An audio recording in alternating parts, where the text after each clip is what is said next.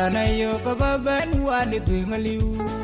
Wailan na gang ate kuwa diaba ya jaga kway Agaru da yong wator Urgudur kudur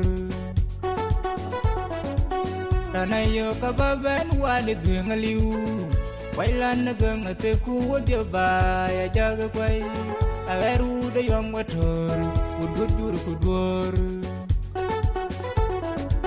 Ranayo kababan tiam bingaliw Wailan na gang ate kuwa diaba ya jaga kway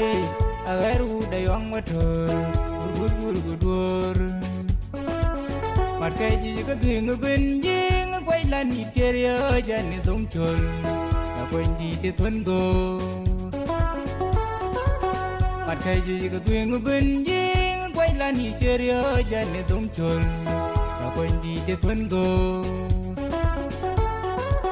Markaji ka dinga benjing Wailan iteria jani dongchol Na kwendi de thungo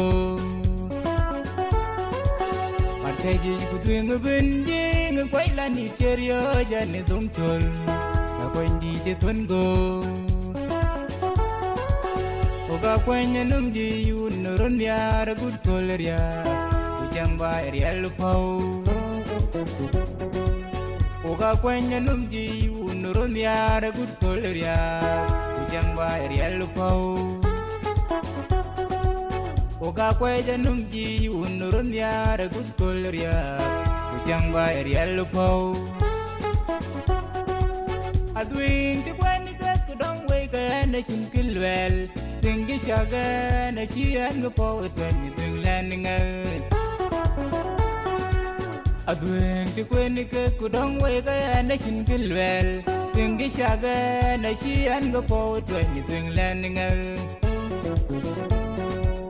Adwin ti nyobi ka kudong way ka na chinkilwel Tingi shaga na chiyan mo po Twen yung landingan Adweng tinyo bike kuliao tinka na jin kilwel Twingi shaga na chian gapo Twen yung landingan Wajag lang ti jadin Tibagan ka wajag adweng din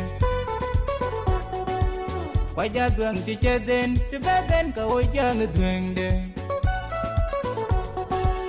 Wajag lang ti jadin Tibagan ka wajag adweng din Wajag lang ti jadin Tibagan ka wajag adweng din Na yin tiliyin ka jirut belew Tingu wajag kay kang yak Tiwan siyagin Na yin meniyin ka jirut belew Tingu wajag kay kang yak Tiwan siyagin